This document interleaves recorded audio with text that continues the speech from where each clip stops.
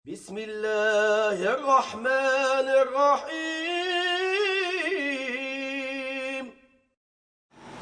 بسم الله الرحمن الرحيم الحمد لله رب العالمين والصلاة والسلام على أشرف الأنبياء والمرسلين وعلى آله وأصحابه أجمعين. Jamaah sekalian rahimakumullah, kita lanjutkan kaji kita yang bertolak dari pertanyaan apakah demokrasi itu haram ataukah syirik. Ketika sang ustaz mendapatkan kritik protes dari sekelompok pemuda yang tidak sependapat dengan sang ustaz yang sekedar menyatakan bahwa demokrasi adalah haram, tetapi mereka beranggapan demokrasi itu syirik, maka sang ustaz pun balik bertanya kepada mereka, tetapi bukankah syirik itu haram? Kata mereka, para pemuda itu, benar ustaz, syirik itu haram, tetapi tidak semua yang haram itu syirik. Artinya, kalau seseorang terjatuh pada perkara yang haram, memang dia berdosa, memang dia bermaksiat, tetapi pada saat dia sedang berdosa itu, dia sedang bermaksiat itu, bukan berarti Allah Ta'ala menilai imannya telah lepas sama sekali. Tidak demikian. Adapun orang yang terjatuh pada dosa syirik, maka pada saat dia masuk ke dalam dosa syirik itu, imannya bahkan sudah tidak diakui Allah Ta'ala. Oleh karenanya Luqmanul Hakim tatkala memberikan nasihat kepada anaknya, putranya, beliau berkata, "Ya bunayya, la tusyrik billah, inna syirka la dzulmun 'adzim." Wahai anakku, janganlah engkau mempersekutukan Allah. Sesungguhnya mempersekutukan Allah merupakan kezaliman yang besar. Jadi saudaraku rahimakumullah, kita kembali kepada pertanyaan, benarkah demokrasi itu bukan sekedar haram tapi syirik? Nah, kalau kita kembali kepada makna demokrasi, yang mana dia terdiri dari dua kata demos dan kratos, maka sebuah masyarakat demokratis adalah masyarakat di mana kedaulatan dianggap berada di tangan rakyat, dan itu terserah rakyat sepenuhnya. Sementara dalam Islam tidak demikian.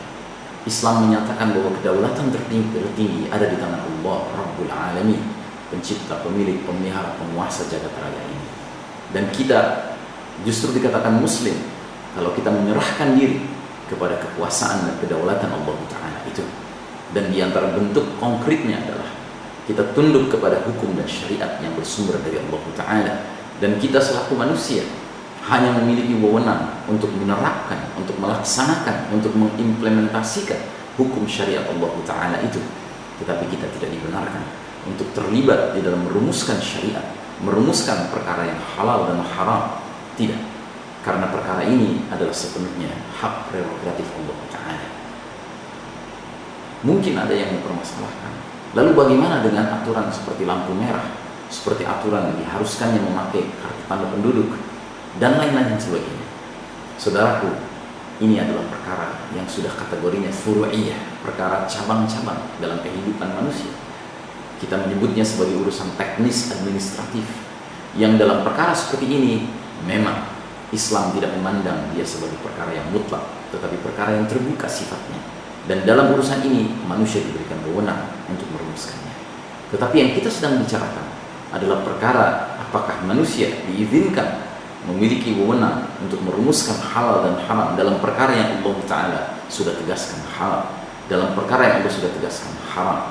Contoh misalnya, apakah lantaran anggota parlemen sudah mulai tidak lagi memandang homoseksuality sebagai sebuah perilaku menyimpang di tengah umat manusia, di tengah masyarakat, lalu kemudian di voting, dan akhirnya voting menunjukkan mayoritas sudah mengizinkan, sudah setuju untuk membolehkan homoseksuality, apakah itu berarti bahwa perilaku menyimpang tersebut, perilaku terkutuk tersebut menjadi halal?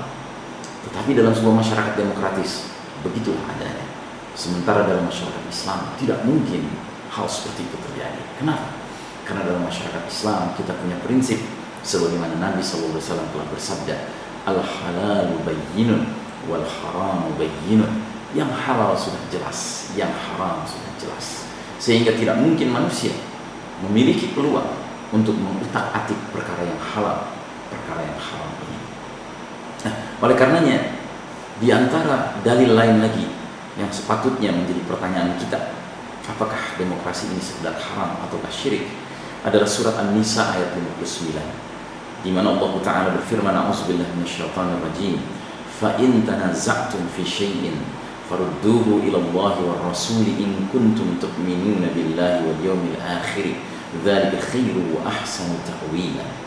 Kemudian jika kamu berlainan pendapat tentang sesuatu, berselisih pendapat tentang sesuatu, maka kembalikanlah urusannya kepada Allah, Al-Quran dan Rasul, sunnahnya, jika kamu benar-benar beriman kepada Allah dan hari akhir. Yang demikian itu lebih utama bagi kalian dan lebih baik akibatnya. Saudaraku rahimakumullah, ini merupakan bahagian dari ayat yang sebelumnya menyebutkan tentang keharusan masyarakat luas mentaati Allah, mentaati Rasul dan para pemimpin di antara orang-orang beriman, ulil amri minkum. Nah, ternyata ayat ini menggarisbawahi bahwa yang pantas disebut ulil amri minkum, para pemimpin di antara orang-orang beriman, hanya mereka yang bila mana ada perselisihan pendapat, perbedaan pendapat, urusan dikembalikan senantiasa kepada Allah dan Rasul, kepada Al-Quran dan Sunnah. Inilah ulil amri minkum yang legitimate. Sementara siapapun yang mengaku dirinya ulil amri minkum, namun dalam urusan yang dia berselisih pendapat dengan rakyatnya atau dengan menterinya atau dengan bawahannya, kemudian dia mengembalikan urusan bukan kepada Al-Quran dan Sunnah, misalnya mengembalikan urusan kepada rakyat, mengembalikan urusan kepada majelis permusyawaratan, majelis perwakilan, atau undang-undang dasar, atau ideologi tertentu bikinan manusia, sesungguhnya ini bukan ulil amri minkum yang legitimate di mata Allah Subhanahu wa Ta'ala. Nah, masyarakat demokratis adalah sejatinya seperti itu. Masyarakat yang bila mana ada perselisihan pendapat, urusan tidak pernah dikembalikan kepada Allah dan Rasulnya. Kenapa? Karena kedaulatan di tangan rakyat. Urusan dikembalikan kepada selain Allah dan Rasulnya. Mungkin kepada rajanya, mungkin kepada presidennya, mungkin kepada parlemennya, mungkin kepada majelis konstitusinya, mungkin kepada mahkamah agungnya, dan lain sebagainya. Tetapi yang pasti bukan dikembalikan kepada Allah dan Rasulnya.